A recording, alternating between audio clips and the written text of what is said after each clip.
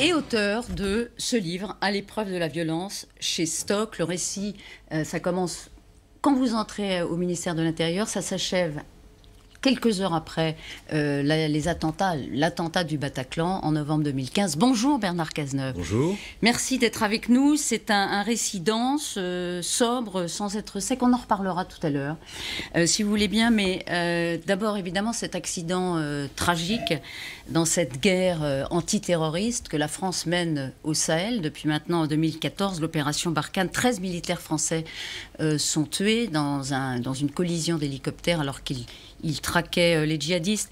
Nous leur devons la reconnaissance et notre admiration infinie, a dit avec émotion d'ailleurs le Premier ministre hier à l'Assemblée nationale.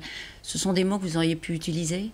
Mais les mots utilisés par le Premier ministre sont les mots qui sont justes et qui témoignent de la gratitude de la nation pour des militaires qui depuis des années sont sur un théâtre d'opération difficile, pour assurer la sécurité de l'Europe et la sécurité de nos concitoyens. Lorsque le président Hollande a décidé en janvier 2013 de l'opération Serval, c'était parce qu'il y avait un risque d'installation d'un califat au Mali, que l'installation des terroristes au Mali aurait signifié un risque de dissémination du terrorisme partout dans la bande sahélienne et des risques de projection de groupes terroristes en Europe. Et par conséquent, nous avions un devoir d'intervenir pour le Mali, nous avions un devoir d'intervenir pour la sécurité du Sahel, nous avions un devoir d'intervenir pour notre propre sécurité et la sécurité de l'Union européenne. Et ce sont nos soldats qui, chaque jour, par leur intervention, par les opérations qu'ils conduisent dans un contexte souvent très délicat et au péril de leur vie, ce sont nos militaires qui assurent la sécurité. J'éprouve donc pour eux un immense sentiment de gratitude, de reconnaissance, et je suis, comme tous ceux qui ont exercé des responsabilités publiques, mais aussi comme l'ensemble des Français, dans l'émotion et dans la volonté de leur rendre l'hommage qu'ils méritent. L'émotion d'ailleurs, je rebondis sur ce mot parce qu'hier, il était assez frappant de voir Florence Parly, je ne sais pas si vous avez eu l'occasion de la voir, elle répondait à l'Assemblée nationale, et l'émotion était très audible, c'est-à-dire sa voix s'est presque brisée. C'est pas toujours facile, vous en parlez d'ailleurs dans votre livre, quand on est responsable politique et qu'on affronte ce type d'épreuve, de contenir son émotion. Il le faut pourtant ? Il le faut, c'est pas toujours facile, et moi j'ai beaucoup de respect pour les ministres, quelle que soit leur sensibilité politique, qui exercent des responsabilités dans un contexte tragique et qui portent en eux-mêmes le chagrin qui peut s'emparer du pays et le chagrin qui s'empare de leur propre service lorsqu'ils sont frappés. Moi, je ne peux pas oublier les moments que j'ai passés comme ministre de l'Intérieur, derrière le cercueil de policiers, de gendarmes, de pompiers, qui, dans l'exercice de leurs fonctions, avaient perdu leur vie. Et je ne peux pas oublier non plus l'immense chagrin, la grande détresse des familles. Et lorsque vous êtes ministre et que vous êtes en situation de responsabilité, vous éprouvez tout cela au plus profond de vous-même. Vous ne pouvez pas le montrer, bien entendu, mais vous êtes à l'intérieur pris par l'émotion. Alors, en fait, dans votre livre, on voit que d'ailleurs, l'opération malienne vous accapare dès le départ. Page 35, la nuit du 21 mai 2014, j'atterris à 1h30 du matin à l'aéroport de Villacoublay, après avoir assisté à la réunion des ministres de l'Intérieur du G5 Sahel en Mauritanie. Bernard Cazeneuve, vous disiez il fallait engager cette opération. Doit-on toujours, aujourd'hui, mourir pour le Mali ? Est-ce un sacrifice nécessaire? Et est-ce que même la question se pose? Nous parlions tout à l'heure de l'hommage que nous devions rendre à nos militaires qui paient un lourd tribut pour assurer la sécurité des Français. La lutte contre le terrorisme, c'est un combat au long cours. Nous avons, dans la zone sahélienne, un travail considérable à faire et nous savions au moment où nous sommes engagés que ce travail serait long.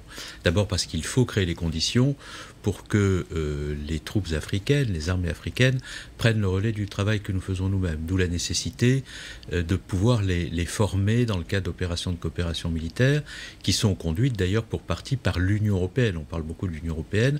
C'est l'opération ETM qui permet la formation des militaires africains de manière à ce que ces mais ça tarde. Certains parlent même d'un bourbier, Bernard Cazeneuve, aujourd'hui, en parlant du Sahel. Jean-Luc Mélenchon, hier, et député de France Insoumise, à l'Assemblée nationale, ils sont élus de la République. Ils posent la question. On doit trouver les voies de sortie de ce conflit au Sahel qui finalement n'est pas non plus compris par les Maliens, disent-ils. Oui, mais Jean-Luc Mélenchon est l'un des seuls à s'exprimer de cette manière, et il a pour caractéristique, sur tous les sujets sérieux, de convoquer l'outrance la plus grande. Donc ce n'est pas une surprise pour moi que de le voir s'exprimer de cette manière. Et pour autant, il est outrancier d'ailleurs, c'est ce que vous dites. Mais sur tous les sujets. Oui. Il n'y a pas une question sur laquelle, sérieuse, importante, grave, sur laquelle Jean-Luc Mélenchon ne convoque pas les propos les plus outranciers, destinés à créer les confrontations les plus grandes, là où au contraire il faudrait chercher l'unité et l'indivisibilité de la nation pour faire face. Je l'ai vu pendant toute la période où j'étais au gouvernement sur toutes les questions, celles de la lutte contre le terrorisme, de la laïcité, on en parlera peut-être tout à l'heure, la question de l'état d'urgence, je ne l'ai jamais vu tenir sur aucun sujet une parole qui était une parole d'apaisement et de responsabilité. Donc pas un discours de responsabilité. Je cherche en vain un discours de responsabilité tenu par Jean-Luc Mélenchon sur quelque sujet que ce soit, et je dois, à la vérité, de vous dire que j'ai beaucoup de mal à discerner la responsabilité dans son comportement, ni lorsqu'il s'agit de la laïcité et qu'on le voit manifester le 10 novembre aux côtés de groupes qui théorisent l'hostilité de la République aux musulmans de France, alors que la laïcité, c'est au contraire le droit de croire ou de ne pas croire, et dès lors qu'on a fait le choix de sa religion, la possibilité d'être protégé par l'État. Et c'est d'ailleurs la raison pour laquelle la République, quand elle est belle et grande, lutte contre toutes les discriminations et a vocation à prendre tous ses enfants dans les bras et laisser à entendre à nos compatriotes de confession musulmane que la République est tout entière tournée contre eux est non seulement faux, mais de nature à créer les plus grandes tensions. Bref, je ne voudrais pas consacrer trop de temps à Jean-Luc Mélenchon. Je ne pense pas que ce soit nécessaire. Nous sommes sur des sujets sérieux et graves. Et sur ces sujets sérieux et graves, et notamment notre présence au Mali, je pense qu'il faut faire œuvre de pédagogie, expliquer que le lourd tribut payé par nos militaires l'est pour notre sécurité, il l'est aussi pour la sécurité de la bande sahélienne, que c'est un travail de longue haleine qui implique que les Africains soient en situation de prendre le relais, d'où les opérations de coopération militaire que nous conduisons, et qui implique aussi que l'Europe soit capable d'affirmer davantage une ambition diplomatique et une capacité d'intervention. Ce qui n'est pas le cas. Ce qui n'est pas le cas encore aujourd'hui. À l'échelle européenne, ça n'est pas le cas. Non, ça n'est pas le cas du tout, et on peut le regretter grandement. Il faudrait aussi sortir des discours litaniques sur l'Europe de la défense et regarder très concrètement ce que l'on peut faire et avec qui on peut le faire pour avoir une capacité de définition d'une diplomatie européenne et surtout une capacité de projection de force lorsque l'essentiel est en jeu qui puisse être enclenchée rapidement et avec efficacité. Et là-dessus, le gouvernement français fait le job ? C'est un travail difficile que de définir ces orientations.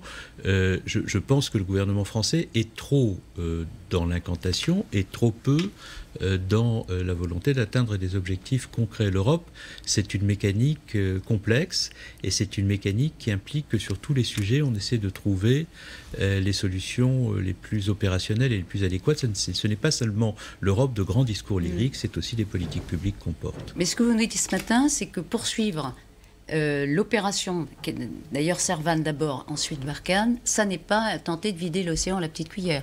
Il y a une lutte à mener contre le terrorisme au Mali. J'ai été en charge pendant 3 ans au plan intérieur de la lutte contre le terrorisme. Je sais par conséquent que c'est extraordinairement difficile, que c'est un travail au long cours, qui impliquera de la détermination dans la durée, que 100% de précaution face au terrorisme à l'intérieur n'est jamais le risque zéro. J'entendais tout à l'heure un militaire sur votre antenne qui expliquait cela pour ce qui concerne les opérations extérieures, et il avait raison, le général Trinquant, d'expliquer cela, et nous sommes dans un contexte où il faut intérioriser le fait que nous aurons des années de lutte contre le terrorisme, qu'il faudra être capable d'avoir du sang-froid, de la détermination, et qu'il faudra être capable aussi, lorsqu'on a défini un cap, d'aller jusqu'au bout des objectifs qu'on s'est assignés. Et pour ce qui concerne la lutte contre le terrorisme, c'est maintenir, face à un niveau de menace qui reste élevé, la plus grande vigilance à l'intérieur et continuer à donner des moyens à nos services de renseignement et aux forces de sécurité intérieure, police, gendarmerie.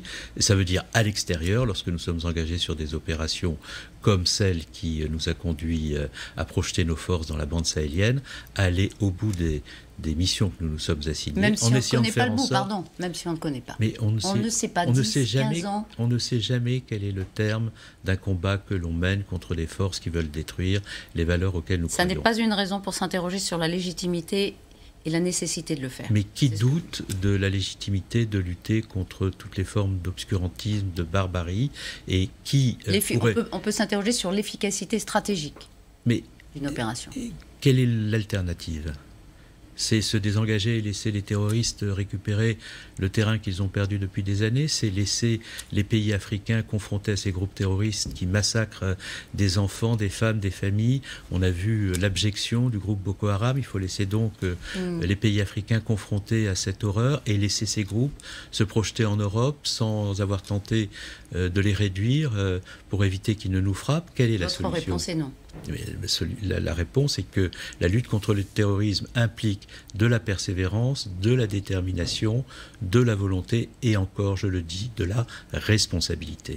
Vous en parlez beaucoup dans votre livre. On rencontre de façon assez impressionnante de la tension liée à la menace terroriste. Elle demeure, on l'a vu d'ailleurs il y a quelques semaines à la préfecture de police de Paris.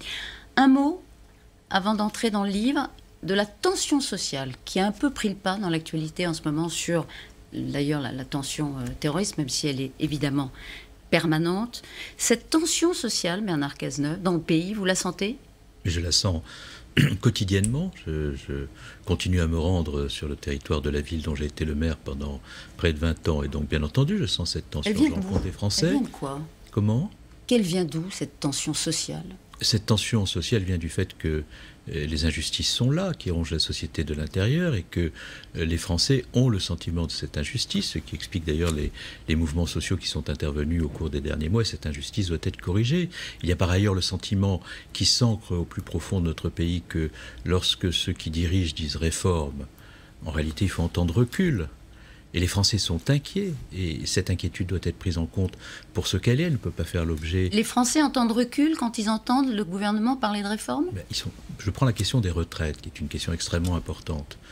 Sur la question des retraites, on parle d'une réforme universelle, mais on voit bien que cette réforme universelle va se traduire pour un certain nombre de catégories sociales, en tous les cas se traduit d'ores et déjà par un certain nombre de catégories sociales par des interrogations.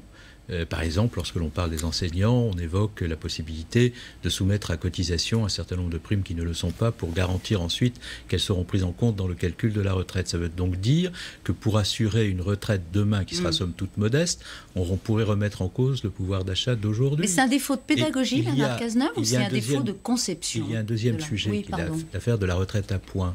Les Français sont légitimes à s'interroger sur le fait de savoir si le fait qu'on passe, parce qu'on veut faire une réforme universelle et une retraite à points, leur garantit le niveau de points, ou si au contraire cette réforme dite universelle, systémique, ne va pas conduire les Français à s'interroger en permanence sur le niveau de leur retraite. Mais vous, vous êtes pour ou contre le principe de cette réforme à points ? Moi, je ne suis absolument pas favorable à une réforme qui engendre des injustices supplémentaires. Je suis favorable à ce qu'on assure le financement du régime de retraite.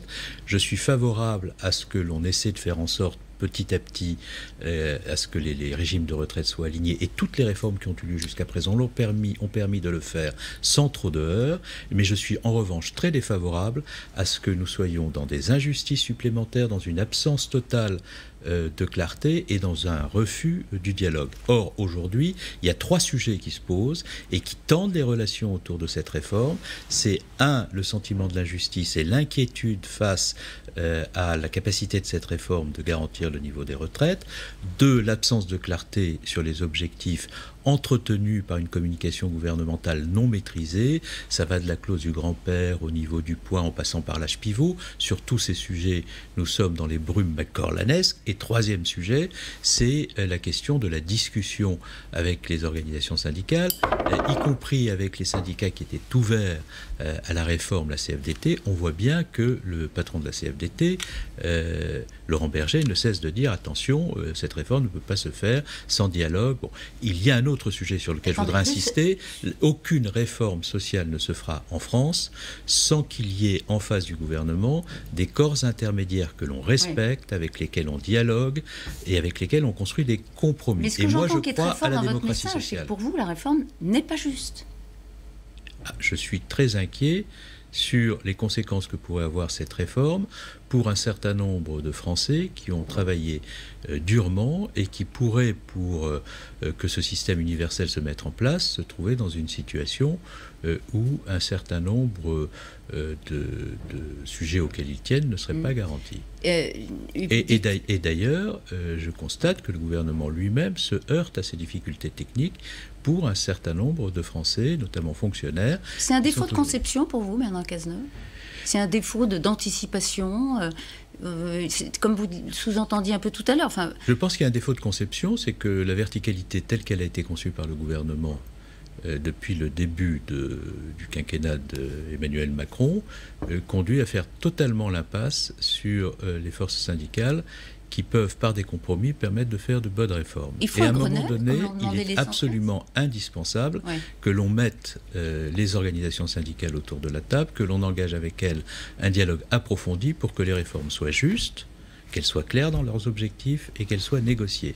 Or là, il y a le sentiment d'une injustice, il y a le sentiment d'une absence de maîtrise, d'une absence de clarté, et il y a le sentiment d'une volonté de passer en force. Donc il faut remettre tout cela sur le métier pour faire en sorte que si une réforme intervient demain, elle soit juste. J'ajoute un autre point, c'est que les comptes sociaux ont été très fortement dégradés par l'actuel gouvernement.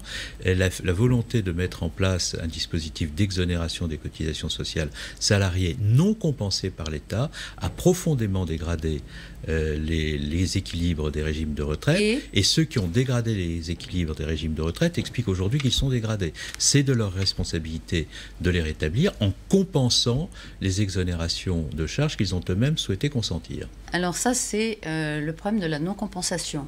C'est-à-dire qu'on ne peut pas dire on fait donc le gouvernement a créé lui-même un trou il dit maintenant que... Je dis que si on n'est pas en situation de faire une réforme universelle parce qu'il faut aussi rétablir les équilibres et si le gouvernement met aujourd'hui en évidence les inquiétudes du comité d'orientation des retraites, c'est précisément parce que les déficits ont été creusés après que des décisions ont été prises par lui et qu'il serait convenable de le dire et de le reconnaître. Est-ce que, pour être clair, est-ce qu'il faut mettre pause ? Il faut que le gouvernement dise pause par rapport à ces projets de réforme et qui remettent l'ouvrage sur le métier, comme vous le disiez. Il faut que le gouvernement dise il n'y aura pas de réforme qui soit injuste, il n'y aura pas de réforme qui soit ambiguë. Il n'y aura pas donc cette réforme. Il n'y aura pas de réforme qui aboutira sans négociation avec les organisations syndicales.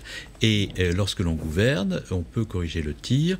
Lorsque on sait qu'en corrigeant le tir, on crée les conditions de l'apaisement. Sans donner le sentiment de reculer ? Mais faire en sorte qu'une réforme aboutisse en substituant une bonne méthode à une mauvaise, ce n'est pas reculer. Et en fixant de bons objectifs, Emmanuel Macron considère que la suite de son quinquennat, finalement, est contenue dans sa capacité à maintenir cette réforme. C'est de l'entêtement ? Mais maintenir une capacité à faire des réformes, ce ne signifie pas s'entêter à en faire de mauvaises. Ça veut dire décider d'en faire de bonnes, adossées à une bonne méthode. Or, il ne peut pas constater, le gouvernement, qu'il n'y a pas autour du sujet des retraites un sentiment d'injustice, un sentiment de crispation. Il ne peut pas ne pas constater qu'on est dans une société sous tension, que cette tension peut remettre en cause l'unité et l'indivisibilité de notre pays, et que, à un moment donné, la responsabilité d'un gouvernement, c'est de créer les conditions de l'apaisement pour faire des réformes qui soient utiles. Vous êtes inquiet pour finir ? Eh oui, je suis inquiet. Vous ne le sentez pas ? Si. C'est parce que je suis inquiet que, sans tenir les propos outranciers qui peuvent être tenus par ceux qui sont plus préoccupés de leur capital électoral et de leurs résultats électoraux à court terme que de l'intérêt du pays, j'essaie de façon raisonnable et rationnelle d'appeler à l'apaisement dans un contexte où je sens la tension partout. Et je pense qu'il n'y a pas d'autre parole possible lorsqu'on est attaché à son pays qu'une parole de responsabilité dans un contexte où l'on sent les tensions partout.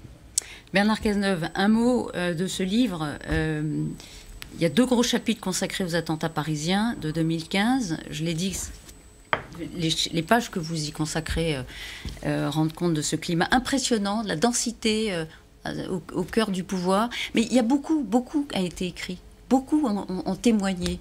Les victimes, les témoins, etc. Pourquoi ce livre, Bernard Cazeneuve ? Finalement, qu'est-ce que vous vouliez faire savoir de plus ?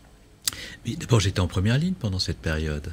Et pendant toute cette période où j'étais en première ligne, conduisant une grande partie de l'action antiterroriste de notre pays, celle qui concernait la lutte contre le terrorisme à l'intérieur de nos frontières, j'ai vu beaucoup de propos qui relevaient de l'approximation, beaucoup parfois de contre-vérité. Et donc j'ai estimé qu'il était aussi de mon rôle de livrer ma part de vérité et de contribuer modestement à l'écriture d'une page d'histoire qui reste très gravée dans la mémoire et l'esprit des Français. Dans votre livre, vous écrivez que finalement, vous n'étiez par le passé, dans les fonctions passées, jamais là où on vous attendait. Vous l'écrivez. C'est valable aussi pour le futur? Vous ne serez pas là où certains vous attendent? Mais de toute façon, moi, vous savez, je suis quelqu'un qui est totalement libre. Je n'ai aucune addiction à la politique, je n'ai aucune ambition pour moi-même, mais je garde au fond de moi-même intacte la passion de mon pays. Et donc ce que je ferai à l'avenir sera dicté exclusivement par la volonté d'être au service de mon pays, sans nourrir une ambition pour moi-même. Et il y a 1000 manières d'être au service de son pays. Il y en a qui considèrent que dès lors qu'ils sont dans la vie politique, le seul objectif qu'ils doivent poursuivre, c'est de devenir président de la République. Et moi, je ne suis pas dans cette obsession. Je suis dans l'obsession d'avoir une parole publique qui soit de nature à aider mon pays à progresser. J'ai des convictions politiques qui me situent à gauche. Je suis attaché à voir une gauche humaniste renaître et je contribuerai à cela parmi d'autres. Et je ne suis pas du tout dans l'obsession d'un avenir pour moi-même. Je suis trop préoccupé de ce qu'est la situation de notre pays pour cela. Bernard Cazeneuve, à l'épreuve de la violence, il y aura un autre livre encore dans quelques mois. Il y aura un deuxième tome qui traitera de la suite de la période et puis qui en tirera les conclusions, parce qu'il y a beaucoup de choses à dire sur la laïcité, sur les conditions du maintien de l'ordre, sur la modernisation du renseignement, sur le vivre ensemble. Donc le deuxième tome, qui s'intitulera Le sens de notre nation, tirera les conclusions de toute cette période définitif de votre prochain livre. Je vous recommande celui-là chez Stock, À l'épreuve de la violence. Pardon pour le retard. Merci beaucoup Bernard Cazeneuve d'avoir été ce matin sur le plateau d'ASCI.